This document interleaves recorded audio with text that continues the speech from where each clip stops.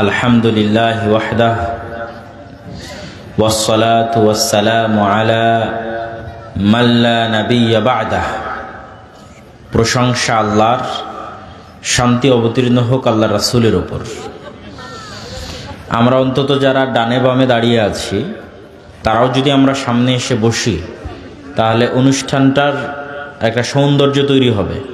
যারা অন্তত আমরা সালাতে ছিলাম, এই জন্য আশেপাশে যারা দাঁড়িয়ে আছেন আমি সবাইকে বিনীত অনুরোধ করব যে আপনারা সামনে এসে বসেন। যেহেতু অনুষ্ঠানে উপস্থিত হয়েছেন সেহেতু অনুষ্ঠানের সৌন্দর্যটা আমরা রক্ষা করি। আশেপাশে ডানে বামে সবাই সামনে এসে বসি। আর মাইকের আওয়াজ যতদূর পর্যন্ত যাচ্ছে আমি সকলকে উদাত্ত আহ্বান জানাবো, যারা আজকের এই প্রোগ্রাম এবং এই অনুষ্ঠানের কথা জানেন, অবগত আছেন, তারা এখনই অনুষ্ঠান স্থলে চলে আসেন।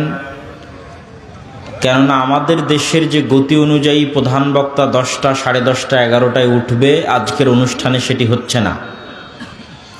আজকের অনুষ্ঠানে আমাদের আলোচনা এশার পরেই শুরু হয়েছে এবং এই আলোচনার মাধ্যমে অনুষ্ঠান শেষ হয়ে যাবে। ফলত যারা এই অনুষ্ঠানে অংশগ্রহণ করবেন মনে করে আশেপাশে অবস্থান করছেন এবং মাইকের আওয়াজ শুনতে পাচ্ছেন, তারা অতি দ্রুত প্যান্ডেলে চলে আসবেন। মা বোনেরা থেকে শুরু করে আমাদের ভাইয়েরা থেকে শুরু করে সকলকে আমি উদাত্ত আহ্বান জানাচ্ছি। আল্লাহ সুবহানাহু ওয়া তাআলার প্রশংসা এবং আল্লাহর রাসূলের উপর দরুদ পাঠের পর আপনাদের উদ্দেশ্যে আজকের সংক্ষিপ্ত বক্তব্য, কিছু নসিহা এবং কিছু উপদেশ। আল্লাহ সুবহানাহু ওয়া তাআলা আমাদের কন্ট্রোলের মধ্যে কিছুই রাখেননি। আমাদেরকে অসহায় অবস্থায় পৃথিবীতে পাঠিয়েছেন। এমনকি আমাদের নিজের শরীরটাও আমাদের কন্ট্রোলে নাই। এটা কেন বললাম যে আমাদের শরীর আমাদের কন্ট্রোলে নাই? আমাদের শরীরের মধ্যে আমি ভাত খাবার খেলাম, খেয়ে আমার শরীরকে বলবো তুমি এই খাবারটাকে সুগারে রূপান্তর না করে এটাকে প্রোটিনে রূপান্তর করো। শরীর কি তা করবে? তা করবে না। কেননা শরীর আমার কথা শুনবে না। ওকে যেভাবে সেট আপ করা আছে ও সেভাবে কাজ করবে। এবং আপনি আশ্চর্য হবেন, যে কোনো অভিজ্ঞ ডাক্তারকেও যদি জিজ্ঞেস করেন যে আমাদের ব্রেন এটা বুঝতে পারে কিনা যে আমি ভাত খাচ্ছি না বিরিয়ানি খাচ্ছি না পাউরুটি খাচ্ছি, এটা ব্রেন বুঝতে পারে না। ব্রেন বুঝতে পারে যে আমি সুগার খাচ্ছি না প্রোটিন খাচ্ছি না ভিটামিন খাচ্ছি না কি খাচ্ছি, জাস্ট এই জিনিসটা সে বুঝতে পারে। দেখা যাচ্ছে প্রত্যেক যেই জিনিস থেকে ভিটামিন বি আসতে পারে বা ভিটামিন ডি আসতে পারে সেটাকে সে ভিটামিন হিসেবে গণ্য করে। কিন্তু সেই ভিটামিন ডিটা আমি সূর্যের তাপ থেকে নিলাম না মুরগির ডিম থেকে নিলাম, এই পার্থক্যটা ব্রেন করতে পারে না। ঠিক আমি রুটি খাই আর ভাত খাই আর আপনার সুগার তৈরি হতে পারে, সরাসরি চিনি খাই, সবগুলো ব্রেনের কাছে সমান, সবই চিনি। এবং যখন চিনি শক্তি উৎপাদন করে এবং প্রচুর পরিমাণে কার্যক্রম পরিচালনা করলে সেই শক্তিটা শরীরের কাজে লাগে। এই শক্তিটাকে আবার বিজ্ঞানের ভাষায় বলে ক্যালোরি। একটা মানুষ যদি সারাদিন কোনো কাজ না করে এমনি বাড়িতে বসে থাকে তাহলে ওর 1700 থেকে 1800 ক্যালোরি খরচ হবে শুধু আর এই ফুসফুস, লাঞ্চ, হার্ট এগুলো পাম্প করতে, ব্রেন চলতে, এমনকি ঘুমিয়ে থাকলেও ক্যালোরি খরচ হবে, শক্তি ক্ষয় হবে। তো যখন আমি প্রচুর পরিমাণে ভাত খাচ্ছি, প্রচুর পরিমাণে রুটি খাচ্ছি তথা বেশি ক্যালোরি অবজর্ভ করছি, বেশি চিনি অবজর্ভ করছি শরীরের মধ্যে, তখন আমার ব্রেন মনে করে যে আমি হয়তো সামনে এমন কোনো দিন আসতেছে যে আমি হয়তো অনেক দিন না খেয়ে থাকবো, অথবা আমি হয়তো এত উঁচু পাহাড়ে উঠব যে আমার প্রচুর শক্তির দরকার, এই জন্য আমি এত খাবার আগেই স্টক করতেছি। কেন? প্রয়োজনের অতিরিক্ত শক্তি শরীরে ঢুকতেছে, ক্যালোরি শক্তি শরীরে ঢুকতেছে। তখন ব্রেন সেগুলোকে জমা করে। জমা করলেই তখন আমরা বুঝতে পারি যে আমাদের ভুঁড়ি হচ্ছে অথবা আমার স্বাস্থ্য বেড়ে যাচ্ছে। এটা ব্রেন জমা করে। ব্রেন তো আর জানে না যে আপনি খেতেই আছেন, এটা আসলে শেষ হবে না। ব্রেন মনে করতেছে যে আপনি হয়তো সামনে হিমালয় পাহাড়ে উঠবেন, অতএব এখানে চর্বি জমা করতে হবে, যাতে হিমালয় পাহাড়ে টানা 1 মাস কোনো খাবার না থাকলে আর কঠোর পরিশ্রম হলে তখন এটাকে খরচ করে করে সে চলবে। এইভাবে মানুষের ব্রেন কাজ করে। তথা মানুষের ব্রেন, মানুষের শরীর, মানুষের লাঞ্চ, মানুষের ফুসফুস, মানুষের হার্ট, মানুষের ব্লাড সার্কুলেশন কিচ্ছু মানুষের কন্ট্রোলে নাই। একটাও মানুষের কথা শোনে না। যেইভাবে আল্লাহ সুবহানাহু ওয়া তাআলা সেট আপ করেছে সেইভাবে। এবং বিজ্ঞানীরাও যে আজকের চিকিৎসা বিদ্যাকে এত উন্নতির পর্যায়ে নিয়ে গেছে, সেটাও তারা নিজেরা আলাদা কিছু তৈরি করেছে তা নয়। তারা মানুষের শরীর কিভাবে কাজ করে সেটা জেনে ওই অনুযায়ী কি করা যায় সেটা করে। এর বাইরে গিয়ে আলাদা কিছু চাপিয়ে দিবে এই শরীরের উপর, এই ক্ষমতা ডাক্তারেরও নাই, বিজ্ঞানীরও নাই। বিজ্ঞানীকে আগে জানতে হয়েছে আল্লাহর এই শরীরের সেট আপটা কেমন। তো বলে আল্লাহর শরীরের সেট আপ এমন, তাহলে ওই সেট আপের সাথে মিল রেখে আমি কি করতে পারি, মানুষ অসুস্থ হলে কি দিতে পারি, ওইটা এই সেট আপের সাথে মিল রেখে হতে হবে। এই নিয়মের বাইরে গিয়ে পারবে না। তো ঠিক আমাদের পৃথিবীতে আমরা চোখের সামনে যা দেখছি এগুলো একটা আমাদের কন্ট্রোলে নাই। কিভাবে নাই? আমার শরীর বাদ দিলাম। ধরেন আমরা যে খাবারটা গ্রহণ করতেছি, ধরেন আজকে আমি গরুর গোস্ত খাবো।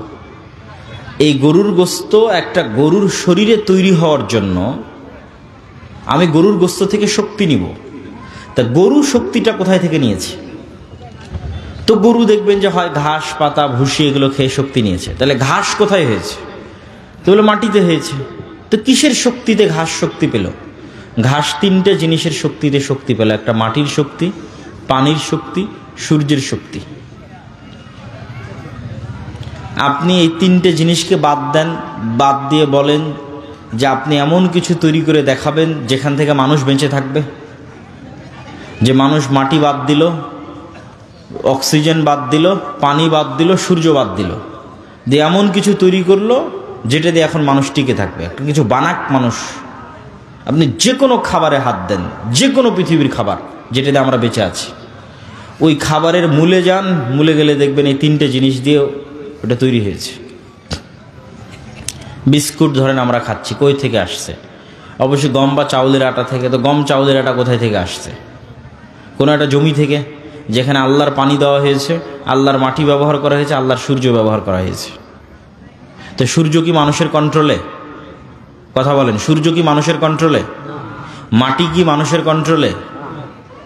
পানির উৎস কি মানুষের কন্ট্রোলে? এই জন্য কিন্তু সূরা মুলকের একটা আয়াত আছে যে আমি যদি মাটির নিচের পানিকে সম্পূর্ণরূপে নাই করে দিই, তোমরা পানি কোথায় থেকে নিয়ে আসো বলো? কোথায় তোমাদের পানির উৎস? সমুদ্রের পানি তো লবণাক্ত, আসমান থেকে বৃষ্টি এবং মাটির নিচের পানি, এটাই তো মানুষের সুপ্রিয় পানির উৎস।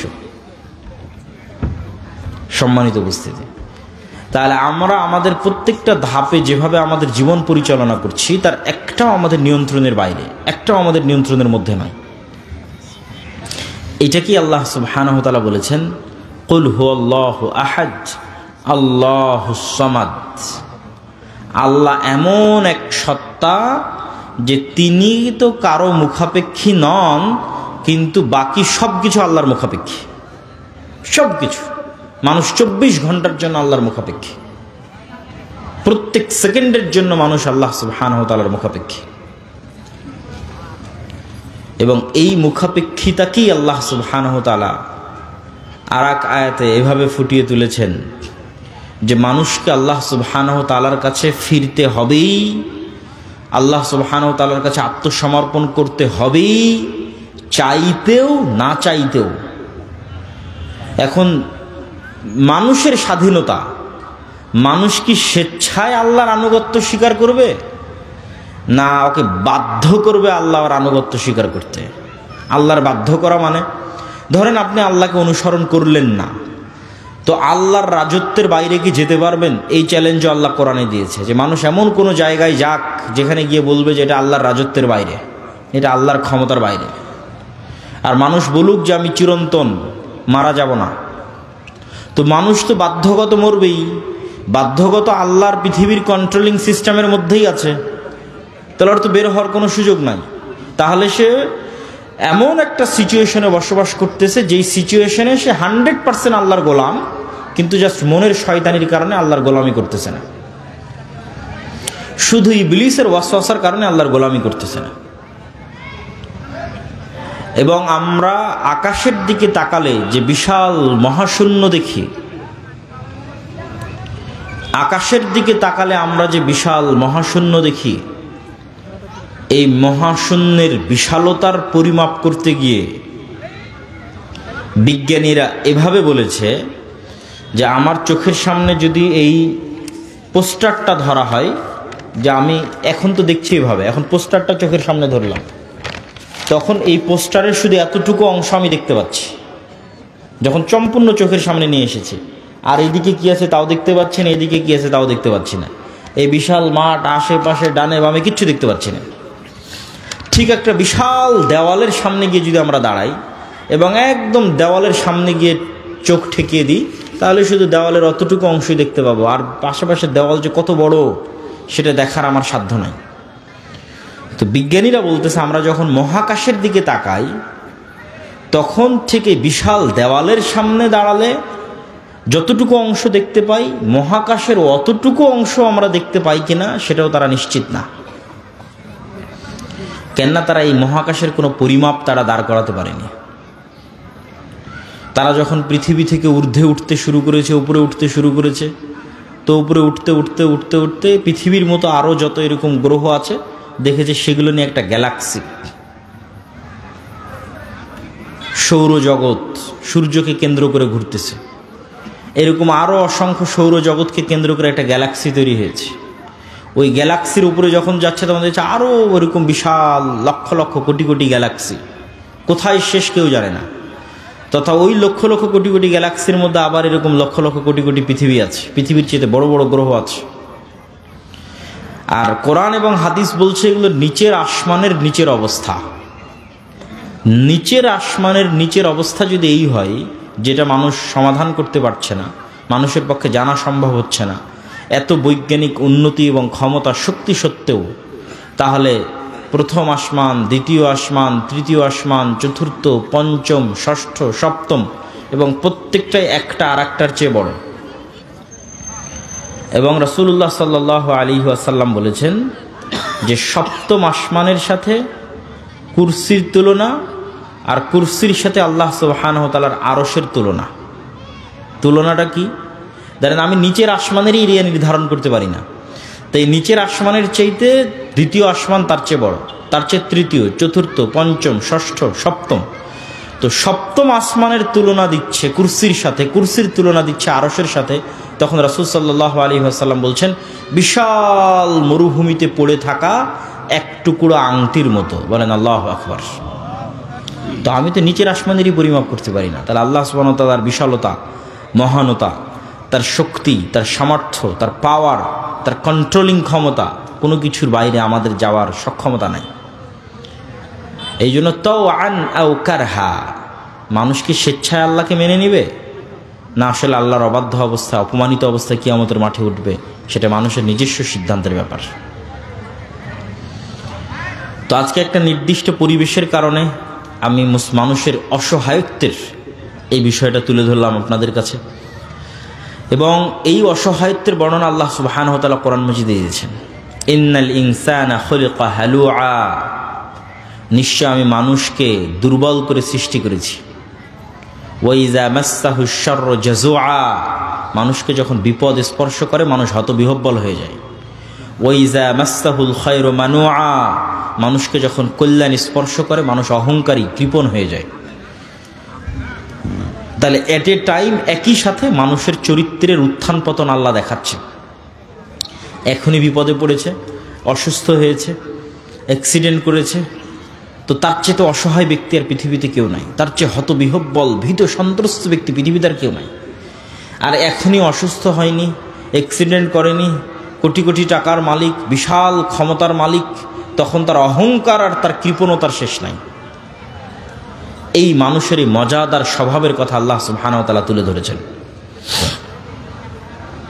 সম্মানিত উপস্থিতি, তো আপনাদের জন্য আজকে এই নাসিহা, উপদেশের একটি বড় উপদেশ থাকবে যে আমরা যেন আমাদের নিজেদের সৃষ্টি রহস্য, আসমান জমিনের সৃষ্টি রহস্য, এগুলো নিয়ে চিন্তা করি এবং আল্লাহ সুবহানাহু ওয়া তাআলার বিশালতা এবং মহত্ব এবং তার সামনে আমাদের দুর্বলতা এবং আমাদের অসহায়ত্বকে ফিল করি এবং আমরা যেন স্বেচ্ছায় আল্লাহ সুবহানাহু ওয়া তাআলার সাথে সাক্ষাতের পূর্বেই যেন তার অনুসারী এবং অনুগামী হিসেবে তার সাথে সাক্ষাৎ করতে পারি। আল্লাহ আমাদের সেই তৌফিক দান করুক, বলেন আল্লাহুম্মা আমিন।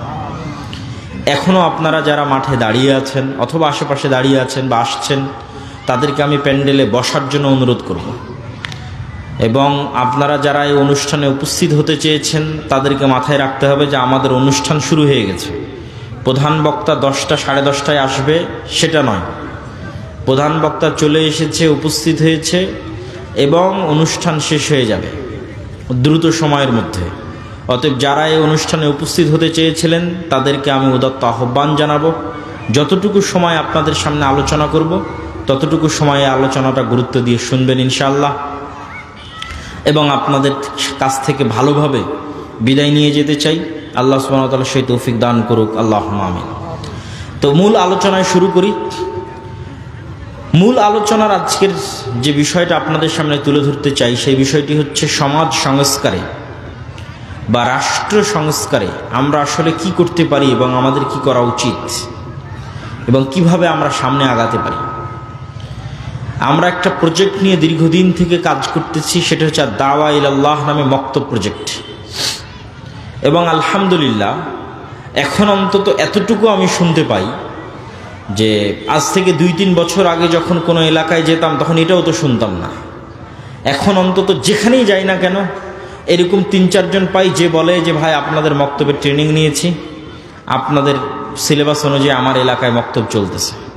আর এরকম 4-5 জন 7-8 জন পাওয়া যায় যে ভাই আপনাদের সাথে মক্তব পরিচালনার জন্য কি করব, কিভাবে সামনে আগাতে হবে।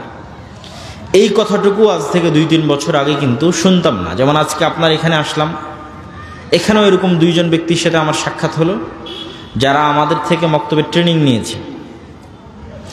ট্রেনিং নেওয়া মানে এখান থেকে জামিয়া সালাফিয়াতে অন্তত 1 সপ্তাহ গিয়ে থেকেছে এবং 1 সপ্তাহ নিয়মিত ক্লাস করেছে। ক্লাস করার পর নিজে নির্ধারিত নির্দিষ্ট সিলেবাস পেয়েছে, সেই সিলেবাস নিয়ে গ্রামে এসে সেটার পড়িয়েছে। এবং এই রমাজান মাসে আমাদের ট্রেনিং প্রাপ্ত 500 মক্তব, যে সমস্ত মক্তবের শিক্ষকেরা 1 সপ্তাহ জামিয়া সালাফিয়াতে এসে ট্রেনিং নিয়েছে, এইরকম মক্তবের সংখ্যা, ট্রেনিং প্রাপ্ত শিক্ষকের সংখ্যা 500। এই 500 মক্তবের শিক্ষককে আমরা পুরো রমজান মাসব্যাপী আরও জোরদারভাবে কাজ করার জন্য অনুরোধ এবং আহ্বান জানিয়েছিলাম এবং তাদের জন্য রমজান শেষে ঈদের পূর্বে একটা ন্যূনতম হাদিয়ার ব্যবস্থা আমরা করেছিলাম। তো কালকে গেছিলাম হচ্ছে আপনার ইয়েতে নাচল, তারপরে আজকে আসলাম হচ্ছে আপনাদের এখানে, তো আলহামদুলিল্লাহ দুর্গাপুরে। তো নাচলও এরকম কয়েকজনের সাথে সাক্ষাৎ হলো, এখানেও সাক্ষাৎ হলো যারা ট্রেনিং নিয়েছে, রমজান মাসব্যাপী দাওয়া ইলাল্লাহর মক্তব পড়িয়েছে এবং ঈদের পূর্বে হাদিয়াও গ্রহণ করেছে, বলেন আলহামদুলিল্লাহ। এই যে একটা ব্যাপক কার্যক্রম পরিচালিত হচ্ছে, এইটার প্রভাব একদিনে দেখা যাবে না। এটার প্রভাব এরকম না যে এখানে একটা বিশাল সম্মেলন করে দিলাম, দিয়ে দেখালাম আমার জনবল কত, আমার সাপোর্টার কত, এই প্রভাব এটাতে তৈরি করা যাবে না। এটার প্রভাব হচ্ছে সুদূর প্রসারী, দীর্ঘমেয়াদী।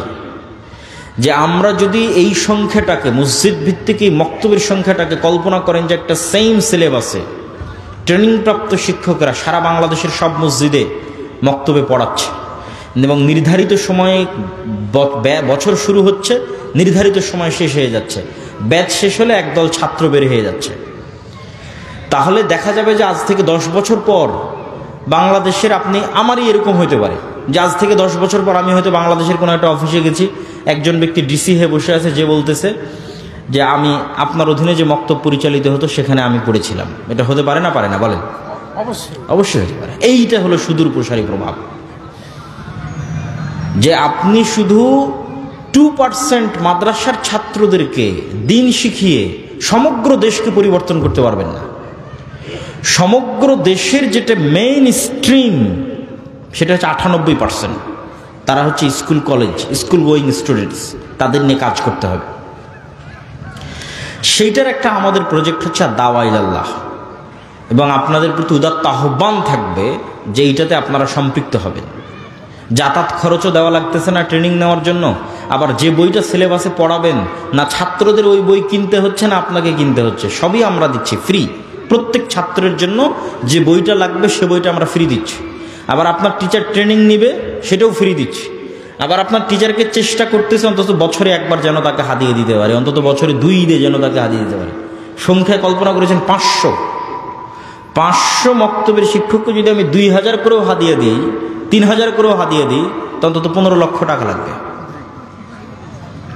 তো এইগুলোর ব্যবস্থা তো আর আমরা করছি না, এগুলোর ব্যবস্থা আল্লাহ সুবহানাহু ওয়া তাআলার মাধ্যমে বাংলাদেশেরই মানুষজন করতেছে। বলেন আল্লাহু আকবার। তাহলে আপনি কেন এই উদ্যোগ থেকে পিছিয়ে থাকবেন? কেন আপনার মক্তবকে জামিয়া সালাফিয়ার সাথে আর দাওয়া ইলাল্লাহর সাথে সম্পৃক্ত করবেন না? দ্বিতীয় আর একটা উদ্যোগ আমরা গ্রহণ করেছি, সেটা হচ্ছে ক্ষুদ্র ঋণ, কর্জে হাসানা। এই কর্জে হাসানাটা এমন নয় যে সারা বাংলাদেশ থেকে যার ইচ্ছা সে আবেদন করলো কর্জে হাসানা নিয়ে নিল, এইটা না। এই কর্জে হাসানাটা এই যে মসজিদগুলো চলতেছে এই মসজিদগুলোকে শক্তিশালী করা, যে মসজিদগুলোতে আমাদের অধীনে মক্তব পরিচালিত হচ্ছে সেই মসজিদকে পাওয়ারফুল করা, এম্পাওয়ার করা, তথা একমাত্র ওই মসজিদের মাধ্যমে ওই এলাকাতেই কর্জে হাসানা বন্টন হবে, তথা ওই এলাকার মানুষ এইটা জানবে যে এলাকায় মক্তবটা চলতেছে যে এইখানে যেমন একটা, এই মসজিদে যেমন একটা দিন শিক্ষার ব্যবস্থা আছে, আবার এই মসজিদ থেকে কর্জে হাসানা হিসেবে অর্থনৈতিক সহযোগিতা পাওয়া যায়। বলেন আল্লাহু আকবার। তাহলে যেই সামাজিক পাওয়ারটা পাশ্চাত্য এনজিওরা তৈরি করেছে সেই সামাজিক ক্ষমতাটা মসজিদের কাছে চলে আসবে, মসজিদের ইমামের কাছে চলে আসবে। মসজিদের ইমামও নিজে ফিল করবে যে আমি তো তাহলে পাওয়ারফুল, আমি আমার গ্রামের একটা মানুষকে কর্জে হাসানা দিতে পারতেছি। এইটা সমাজে ইম্প্যাক্ট ফেলবে যে আমাদের প্ল্যান হচ্ছে, আমাদের টার্গেট হচ্ছে যে একটা মসজিদের ইমাম বা একটা মসজিদের সাথে সম্পৃক্ত দায়িত্বশীল ওই এলাকার মেম্বারের চাইতে সামাজিকভাবে পাওয়ারফুল হবে। বলেন ইনশাআল্লাহ। এটা সম্ভব না অসম্ভব? সম্ভব। এবং এটা কেন হওয়া উচিত সেটার পিছনের লজিকটাও বলি যে এটা কেন হওয়া উচিত। এটা এই জন্য হওয়া উচিত যে আপনি যখন সমাজকে পরিবর্তন করতে চাইবেন তখন আপনাকে গোড়া থেকে কাজ শুরু করতে হবে, একদম তৃণমূল থেকে কাজ শুরু করতে হবে।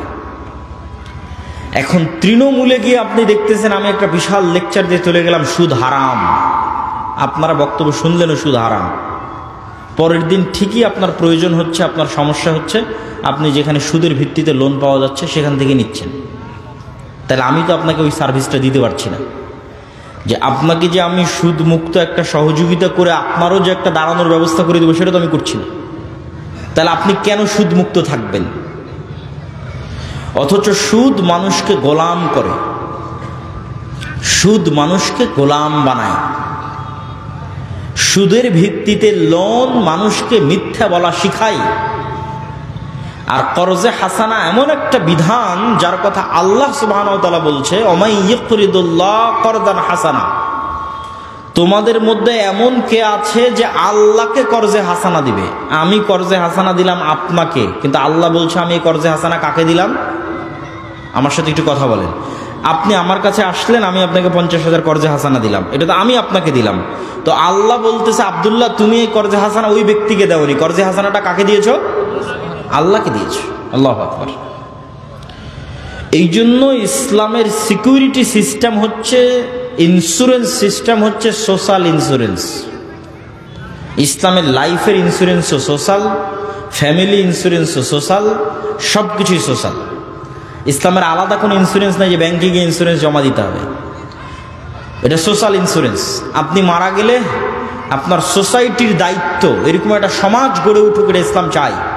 মসজিদ ভিত্তিক একটা সমাজ গড়ে উঠুক, যে সমাজ দায়িত্ব নেবে, যে ব্যক্তিটা মারা গেলে তার ছেলে মেয়ে কীভাবে জীবন চালাবে, এই ব্যক্তিটা মারা গেলে তার স্ত্রী কিভাবে জীবন চালাবে, কিভাবে তাকে সহযোগিতা করা হবে, এটা দায়িত্ব নেবে সোসাইটি।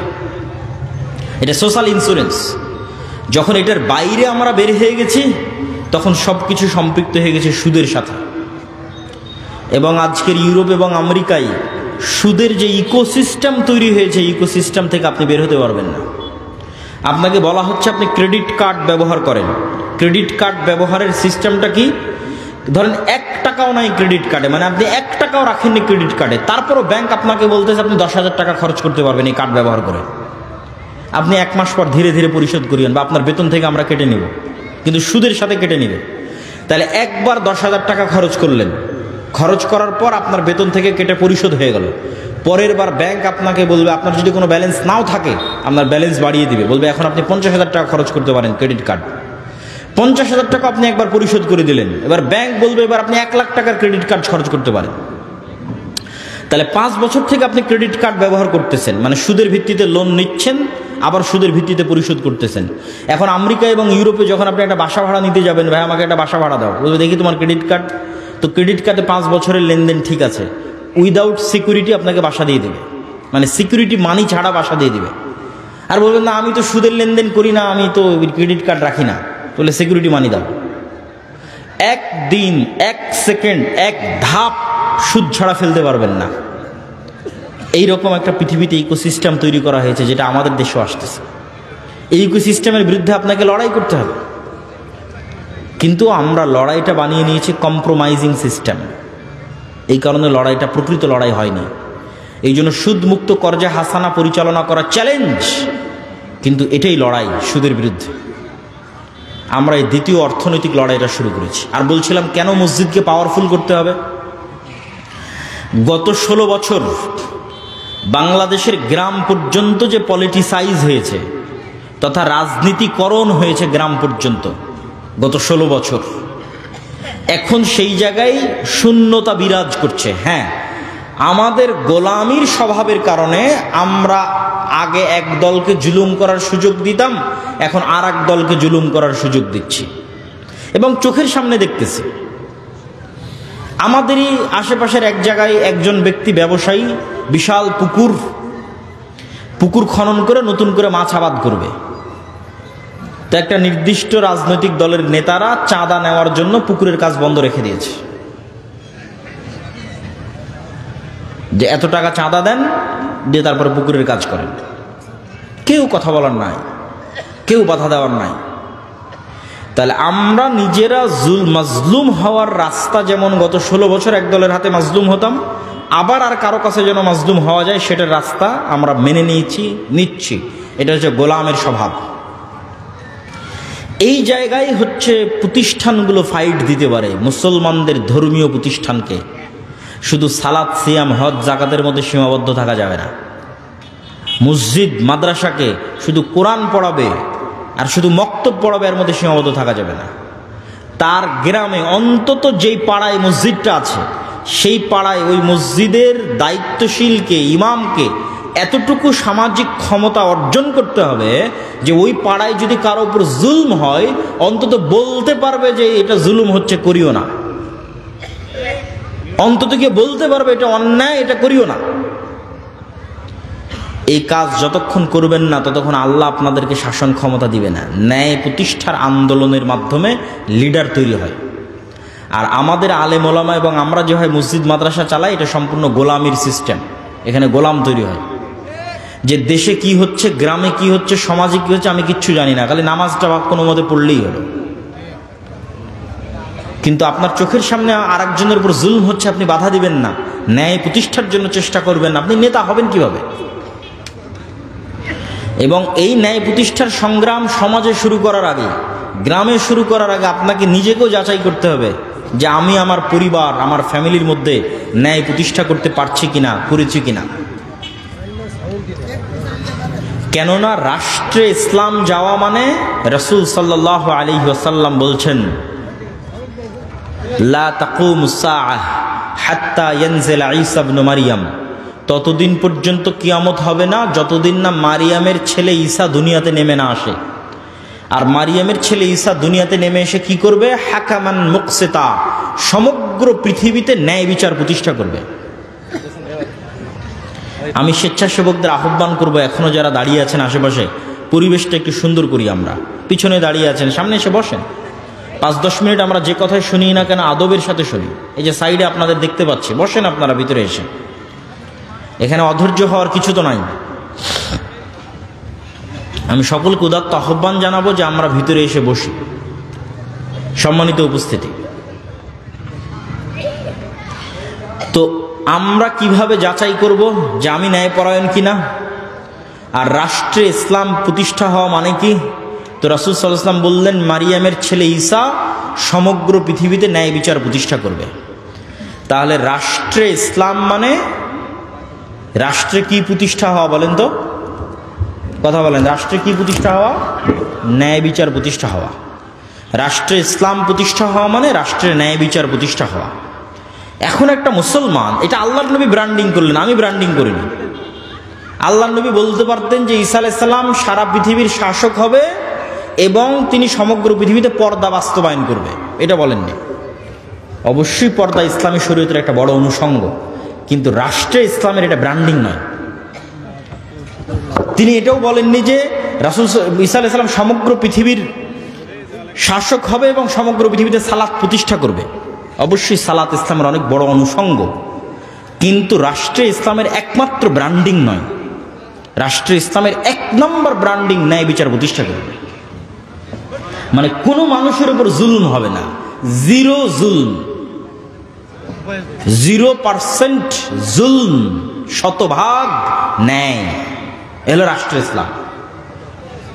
এখন মনে করেন আমি আপনি আপনার গ্রামে আপনার বোনকে আপনার বাপের সম্পত্তিতে আপনি ন্যায়ের সাথে ভাগ দেননি, বোনকে ঠকিয়েছেন বাপের জমি ভাগ করার সময়, যেটা কম দামে পানিতে ডুবে থাকে, কম আবাদ হয়, কম ফসল, দূরে, সেটা বোনকে দিয়েছে, অথবা দেনইনি। অথচ দেখা যাচ্ছে আপনি নামাজ পড়েন ঠিকই, সব কিছু ঠিক আছে, হজ করেছেন, সবই ঠিক আছে, কিন্তু আপনার বোনের প্রতি আপনি ইনসাফ করেননি, ন্যায় প্রতিষ্ঠা করতে পারেননি। এখন আপনি বলেন তো, আল্লাহ কি আপনাকে রাষ্ট্রের নেতা হওয়ার যোগ্য মনে করবে? করবে না। আপনার সালাত দেখে আর আপনার হজ দেখে আল্লাহ আপনাকে নেতা বানাবে না। কেন? আল্লাহ জানে যে আমার দৃষ্টিতে ক্ষমতা মানে ন্যায় প্রতিষ্ঠা করা। এই তো ন্যায় প্রতিষ্ঠার বোনের সাথে করতে পারে না। একে তো ক্ষমতা দিলে কালকে গত 16 বছর যা দুর্নীতি হয়েছে তার চেয়ে বেশি দুর্নীতি করবে। ঠিক এইভাবে আমাদের রক্তের মধ্যে ধোঁকা, মিথ্যা, শঠতা ঢুকে গেছে। ইউরোপ আমেরিকায় এরকম অসংখ্য মুসলমান আছে যার জন্ম নিবন্ধন কার্ড, যার পাসপোর্ট, যার কি বলে ওর নাম, ওখানে গেছে যে সরকারের থেকে বেনিফিট নিবে, বেনিফিটের আবেদন, প্রবেশ, কাগজপাতি তৈরি, সব কিছু মিথ্যার উপর দাঁড়িয়ে আছে, সব কিছু ফলস, মিথ্যার উপর দাঁড়িয়ে আছে।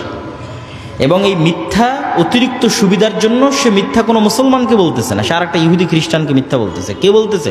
মুসলমান বলতেছে। এইভাবে আমাদের রক্তের মধ্যে মিথ্যা, ধোঁকা, শঠতা ঢুকে গেছে। তাহলে আমি তো নেতা হতে পারবো না, আল্লাহ তো আমাকে নেতা বানাবে না। আমি হয়তো আপনাকে ধোঁকা দিয়ে আপনার থেকে মাপ চাইনে বোনকে বললাম, বোন তোমার প্রতি ন্যায় প্রতিষ্ঠা করতে পারিনি, আমাকে মাফ করে দাও। বোন হয়তো মাফ করে দিল, জান্নাতে চলে গেলাম। বাট আমি লিডার না, আমি নেতা না। আল্লাহ আমাকে নেতা বানানোর যোগ্য কোনোদিন মনে করবে না। নেতা বানানোর যোগ্য ব্যক্তিকে অবশ্যই শতভাগ সত্যবাদী, অবশ্যই শতভাগ ন্যায়পরায়ণ হতে হবে। সে নেতা, সে লিডার। এই জন্য আমি বলি, আজকের যুগের মুসলমানেরা মক্কার কাফের মুশরিকদের চাইতেও এই দিক দিয়ে নিম্ন স্তরে অবস্থান করছে। কেননা মক্কার কাফের মুশরিকদের সর্দার আবু সুফিয়ান তার চিরশত্রু মুহাম্মদ সাল্লাল্লাহু আলাইহি ওয়াসাল্লামের নামে জেরুজালেমে বসে বাদশাহ হিরাক্লিয়াসের দরবারে একটা কথাও মিথ্যা বলেনি। কোনো রেকর্ডার নাই, কোনো লাইভ নাই, কিচ্ছু নাই। আবু সুফিয়ান চাইলে সব কথা মিথ্যা বলতে পারে, কেন? আমার শত্রু। কিন্তু আবু সুফিয়ান লিডার। আরবরা জানেই না যে লিডার কিভাবে মিথ্যা বলতে পারে। তো তার রক্তের মধ্যে নেতৃত্ব আছে। আবু সুফিয়ানের ছেলে মুআবিয়া, আবু সুফিয়ানেরই পরবর্তী বংশধর হচ্ছে উমাইয়া খেলাফতের শাসনামল, মুআবিয়া রাদিয়াল্লাহু তাআলা আনহু। মানে রক্তের মধ্যে নেতৃত্বের গুণ আছে। সত্য না বললে, ন্যায় পরায়ণ না হলে নেতা হওয়া যায় না। এই জন্য সকল নবী রাসূলকে আল্লাহ সুবহানাহু ওয়া তাআলা এই গুণের উপর জন্ম দিয়েছে। তা আমাদের এই গুণটা নষ্ট হয়ে গেছে কেন? আমরা দীর্ঘদিন ব্রিটিশদের গোলামি করার কারণে আমাদের এই গুণটা নষ্ট হয়ে গেছে। ঠিক যেমন বানু ইসরাইলেরা ফেরাউনের গোলামি করেছিল, তখন বানু ইসরাইলেরাও ধোঁকাবাজ, মিথ্যুক, প্রতারক, সংকীর্ণ মনে হয়ে গেছিল। যেই বানু ইসরায়েলেরা চোখের সামনে দেখছে ফেরাউন ডুবে গেছে, সেই বানু ইসরায়েলেরা এই মুসা আলাইহিস সালামকে বলতেছে যতক্ষণ তোমার আল্লাহকে দেখবো না ততক্ষণ ঈমান আনবো না। যেই বানু ইসরায়েলেরা চোখের সামনে দেখছে সমুদ্রের মধ্যে তাদের জন্য 12টা রাস্তা তৈরি হলো, পাথর ফেটে 12টা ঝর্ণা তৈরি হলো, আসমান থেকে মান্না এবং সালোয়া খাবার আসলো, সেই বানু ইসরায়েলেরাই বলতেছে মুসা তুমি আর তোমার আল্লাহ গিয়ে যুদ্ধ করো, আমরা যুদ্ধ করতে পারবো না। তো এই যে 12টা রাস্তা তৈরি হলো, ঝর্ণা ফেটে 12টা পাথর ফেটে 12টা ঝর্ণা তৈরি হলো, এরা সব নবীর সন্তান। ইউসুফ আলাইহিস সালামের 12 ভাইয়ের পরবর্তী বংশধরের জন্য এই সম্মান। তো এরা কিভাবে এরকম প্রতারক হয়ে গেল, এরকম সংকীর্ণ মনা হয়ে গেল? ফেরাউনের অধীনে এরা 300 বছর গোলাম ছিল। মনে করেন আমার অধীনে 2টা গোলাম আছে, আমি একটা রুটি ওদের মধ্যে নিক্ষেপ করে দিলাম, তখন ওরা 3 দিন থেকে ক্ষুধার্ত আছে, ওই রুটিটা নিয়ে কাড়াকাড়ি লেগে গেল। এই যে রুটিটা নিয়ে কাড়াকাড়ি লেগে গেল, এটা হলো গোলামের নেচার।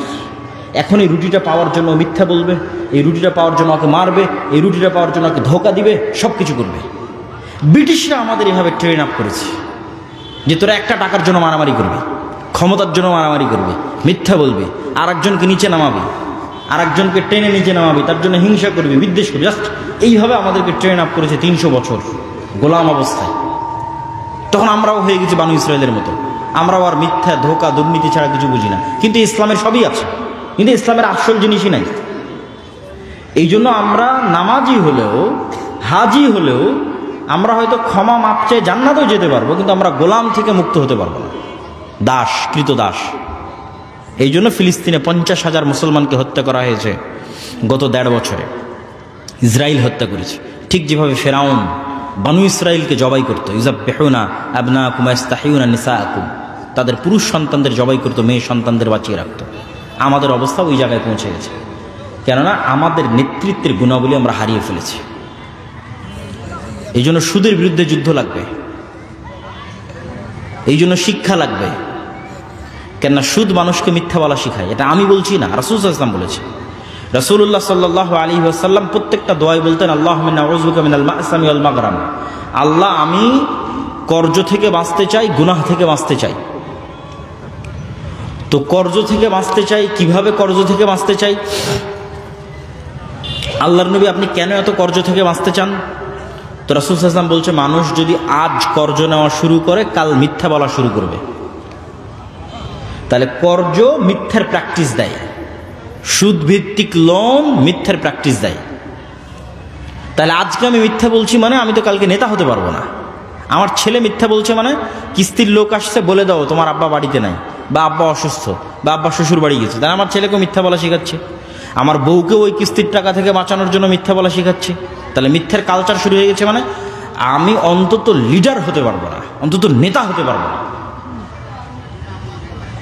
এই নেচারগুলো হচ্ছে গোলামের নেচার।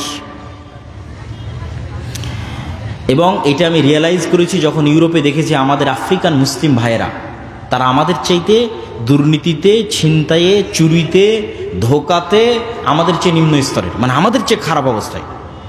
তো এতেই পার্থক্য কেন?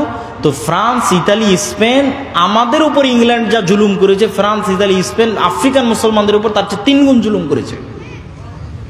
তাহলে ওদেরকে এমন গোলাম বানিয়েছে যে ওদের রক্ত এমনভাবে নষ্ট হয়ে গেছে, মিথ্যা রক্তের সাথে, ধোকা, দুর্নীতি রক্তের সাথে মিশে গেছে। তা আমিও যখন মুসলমানদের স্বভাব দেখি তখন আমি আশ্চর্য হই। এই গত নির্বাচনের সময় রূপগঞ্জে দেখা যায় প্রত্যেকটা মানুষ সব প্রার্থীকে বলছে আপনাকে ভোট দিব, যে তার কাছে টাকা নিয়েছে। মানে প্রত্যেকটা মানুষ মিথ্যা বলতেছে এবং সে মুসলমান দাবি করতেছে।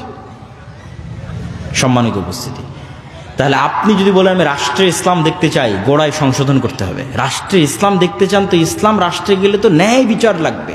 তো ন্যায় বিচার প্রতিষ্ঠা করতে পারবে এরকম লোক কই? আপনি বলেন দেশে আলেম ওলামা, মসজিদ, মাদ্রাসা, ইসলামী দলের আমির সংগঠন। আপনি সব জায়গায় যান, মসজিদে যান, মাদ্রাসায় যান, ইসলামী দলের আমির, ওমরা সবার কাছে যান, গিয়ে দেখবেন যে সালাত, সিয়াম, হজ, যাকাত সবই ঠিক আছে, কিন্তু মসজিদও ন্যায় নাই, মাদ্রাসাতেও ন্যায় নাই, ইসলামী দল, ইসলামী সংগঠনও ন্যায় নাই। দেখা যাচ্ছে যেই কর্মী জান প্রাণ দিয়ে কঠোর পরিশ্রম করে ওই সংগঠনের জন্য কাজ করেছে, সংগঠন ওই কর্মীকে বাদ দিয়ে যে চামচামি করেছে ওকে পদ দিয়ে দিয়েছে। তাহলে সে ন্যায় প্রতিষ্ঠা করতে পারলো? পারলো। সে তার নিজের একটা দলে ন্যায় প্রতিষ্ঠা করতে পারেনি, তাহলে আল্লাহ কিভাবে তাকে যোগ্য মনে করবে যে সে রাষ্ট্রে ন্যায় প্রতিষ্ঠা করবে? একই অবস্থা মাদ্রাসা, একই অবস্থা মসজিদে। সুতরাং আমাদের মধ্যে লিডারশিপ নাই। এই জন্য আল্লামা ইকবাল ওই পরিবেশটা বুঝতে পেরেছিলেন। আল্লামা ইকবাল ওই পরিবেশটা বুঝতে পেরে বলেছিলেন, সাবাক ফিরসে পড় সাদাকাত কা, শুজাআত কা, আদালত কা, লিয়া জায়গা তুঝসে কাম, দুনিয়া কি ইমামত কা। তথা তোমরা মুসলমানেরা তোমাদের মধ্যে নামাজ, সালাত, হজ, যাকাত সব সুন্দর আছে, বা আপনারা যেহেতু আহলে হাদিস আপনাদের আকীদাও বিশুদ্ধ আছে। নাই কি? যে তোমরা সত্য বলা জানো না, আজ থেকে সত্য বলা শিখো এবং সত্য বলা শুরু করো, এবং নিজেদের সন্তানদেরকে সত্য বলা শিখাও। কোনো কম্প্রোমাইজ যেন না করে মরা পর্যন্ত সত্যের সাথে।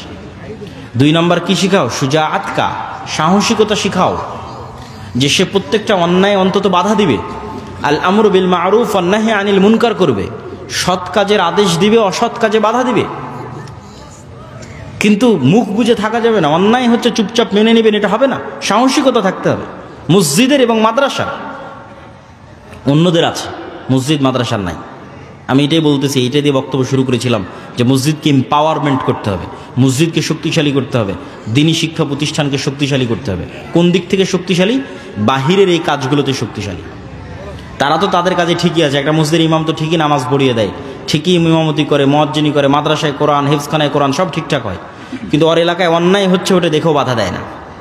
আল আমরু বিল মারুফ ওয়ান নাহি আনিল মুনকার। এই জন্য আল্লামা ইকবাল বলছে সাহসিকতা লাগবে, সত্য বলতে জানতে হবে, সাহসী হতে হবে, কোনো ছাড় হবে না।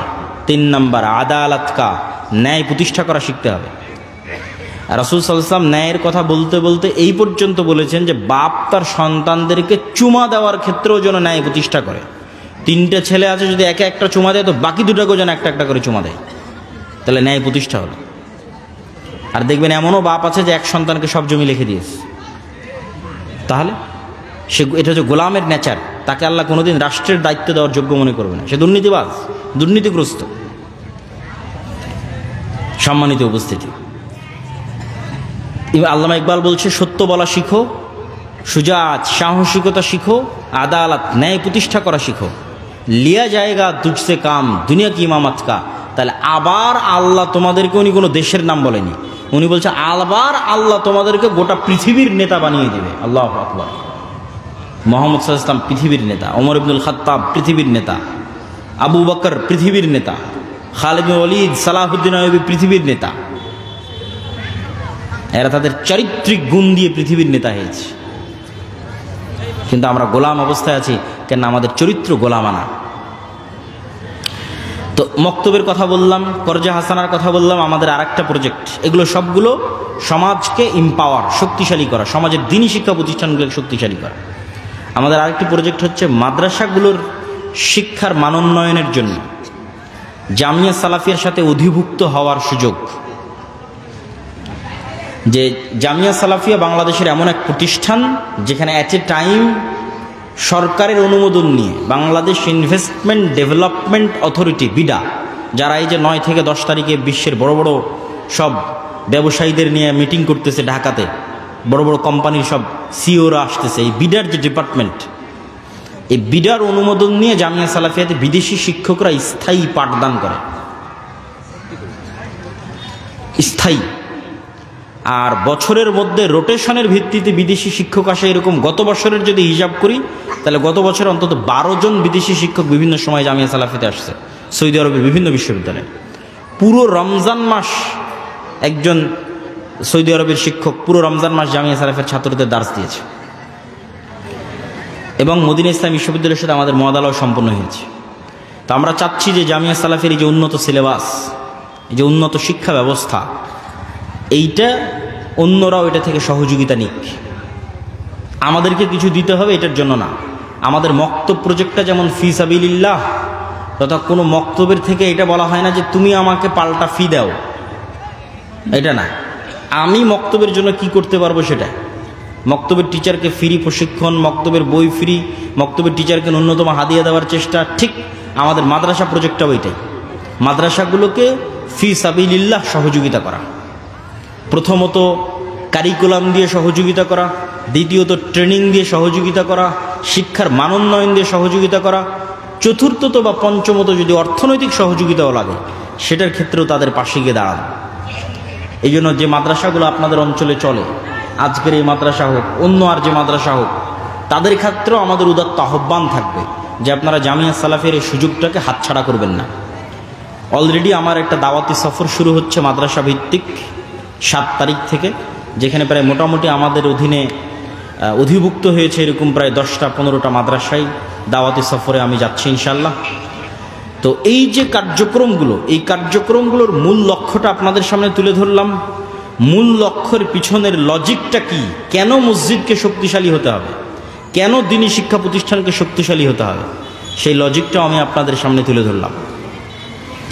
এবং এইটার মাধ্যমে যে সমাজ সংস্কার তৈরি হবে, এই সমাজ সংস্কারের মাধ্যমে যে লিডারশিপ তৈরি হবে, এই লিডারশিপ ভবিষ্যৎ বাংলাদেশকে পরিবর্তন করে দেবে। আপনি কল্পনা করেন যে এখন এই মুহূর্তে বাংলাদেশের প্রত্যেকটা ওসি, বাংলাদেশের প্রত্যেকটা ডিসি, বাংলাদেশের প্রত্যেকটা এসপি, বাংলাদেশের প্রত্যেকটা এসিল্যান্ড, বাংলাদেশের প্রত্যেকটা সাব রেজিস্ট্রার, যত বড় হাজি হোক, যত বড় নামাজি হোক, যে ও তাহাজ্জুদের নামাজ দেখিয়ে, জামাতে ইমামতি দেখিয়ে পাগল করে দিবে, দিয়ে বলবে যে আমি বড় কুতুব হয়ে গেছি, যত বড় নামাজি হাজি হোক, এতটুকু যদি নিশ্চিত করে যে সে তার দায়িত্বের জায়গায় 100% সৎ এবং 100% ন্যায়পরায়ণ, 100% আমানতদার, বাংলাদেশের কোনো রাজনৈতিক দলের ক্ষমতা নাই যে বাংলাদেশে দুর্নীতি করে।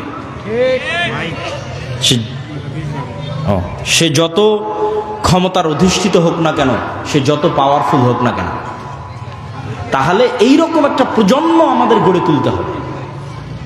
বলেন আল্লাহ সুবহানাহু ওয়া তাআলা যেন আমাদের সেই তৌফিক দান করুক, বলেন আল্লাহুম্মা আমিন। সম্মানিত উপস্থিতি, যারা হয়তো শেষের দিকে আসতেছেন, মানে আমাদের এই আলোচনার শেষের দিকে, তারা হয়তো জানেন না যে আজকে আপনাদের, আচ্ছা তার আগে আরেকটি কথা বলি, সেটা হচ্ছে আপনাদের এই শিক্ষা প্রতিষ্ঠানের জন্য আপনাদের দান করতে হবে। এবং আপনাদের মধ্যে হয়তো তারা চাদর নিয়ে যাবে, এবং আমি এখনই নিয়ে যাওয়ার জন্য অনুরোধ জানাবো। তবে তার আগে 2 মিনিট একটা কথা শোনেন। আমরা রমজানে ফেতরা দিয়েছি না? আপনারা ফেতরা দিয়েছেন না দেননি? ফেতরা দিয়েছেন। ফেতরা দিতে হয় কেন, হাদিসটা জানেন? রাসূল সাল্লাল্লাহু আলাইহি ওয়াসাল্লাম বলছেন যে ফেতরা তুমি দিচ্ছ তোমার রমজানের মধ্যে যে ভুল ত্রুটি হয়েছে সেই ভুল ত্রুটির কাফারা। আর একটা মাসলা তো আপনারা সবাই জানেন যে রমজানের দিনের বেলা যদি কেউ স্ত্রীর কাছে যায়, তাহলে হয় একটানা 60 দিন রোজা রাখতে হয়, নাহলে 60 জন মিসকিনকে খাওয়াতে হয়, নাহলে একটা গোলাম আজাদ করতে হয়। তো 60 জন মিসকিনকে খাওয়াতে কি লাগে বলেন তো? কি লাগে? টাকা লাগে। অথবা একটা গোলাম আজাদ করতে কি লাগে? টাকা লাগে। তাহলে দুনিয়াতে একটা হুকুম অমান্য করার জরিমানা আল্লাহ আদায় করতেছে টাকা দিয়ে। কথাটা আমার বুঝেন, যে দুনিয়াতে আপনি আল্লাহর একটা বিধান লঙ্ঘন করেছেন, তো আল্লাহ দুনিয়াতে জরিমানা আদায় করতেছে কি দিয়ে? একটু বলেন তো, কি দিয়ে আদায় করতেছে? টাকা দিয়ে আদায় করতেছে। এই টাকা দিয়ে জরিমানা আদায়ের সুযোগ কিয়ামতের মাঠেও থাকবে।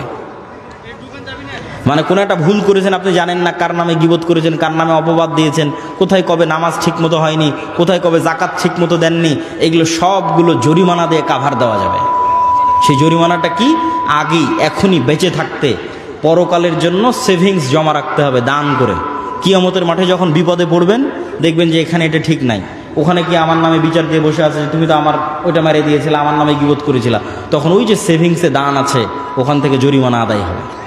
জরিমানা আদায় হবে আর আপনি বেঁচে গিয়ে জান্নাতে চলে যাবেন। বলেন আল্লাহু আকবার। এই জন্য শাইখ আব্দুর রাজ্জাক বিন ইউসুফ বলেছে দান হচ্ছে সবচেয়ে শক্তিশালী ইবাদত। তো তার দুনিয়াতে একটা উদাহরণ দেখালাম, আর পরকালে তো দেখবেনই যারা দানবীর দানশীল, তারা তাদের দানের ক্ষমতা কিয়ামতের মাঠে দেখবে। তো দুনিয়াতেই তো আল্লাহ টাকা দিয়ে জরিমানা দিয়ে আপনার গুনাহ মাফ করে দিচ্ছে, তো পরকালেও আপনার গুনাহ মাফ হওয়ার রাস্তা থাকবে, ইবাদতের খাংতি পূরণ করার রাস্তা থাকবে টাকা দিয়ে, কিন্তু সেই টাকাটা এখনই দান করে যেতে হবে। তো আজকের এই প্রতিষ্ঠানের উন্নয়ন কল্পে আমি আপনাদের সকলকে উদাত্ত আহ্বান জানাবো যে আপনারা আজকের এই প্রতিষ্ঠানের উন্নয়ন কল্পে যে বৈঠকি দান, এই বৈঠকি দানে আপনারা অংশগ্রহণ করবেন। এবং এই বৈঠকি দান সংগ্রহ করার জন্য আমি স্বেচ্ছাসেবক ভাইদেরকে উদাত্ত আহ্বান জানাচ্ছি। আপনি আরেকটা জিনিস, আপনি এটা মনে করবেন না যে আমি এই মাদ্রাসাকে দিলাম না তার মানে মাদ্রাসাকে বঞ্চিত করে দিলাম, না, আপনি বঞ্চিত হয়ে গেলেন এরকম একটা ভালো কাজ থেকে। এটা না যে মাদ্রাসা বঞ্চিত হয়ে গেল, যে যা ওকে টাকা দিলাম না ও বঞ্চিত হয়ে গেল, না, আপনি বঞ্চিত হয়ে গেলেন এত বড় একটা ভালো কাজ থেকে, মাহরুম হয়ে গেলেন। অতএব মাহরুম হবেন না। রিক্সা চালক হন, ভ্যান চালক হন, যে যেখানে যে অবস্থায় আছেন, সে নিজেকে মাহরুম না করে এরকম একটা কল্যাণকর কাজে সম্পৃক্ত থাকার গর্বে গর্বিত হন।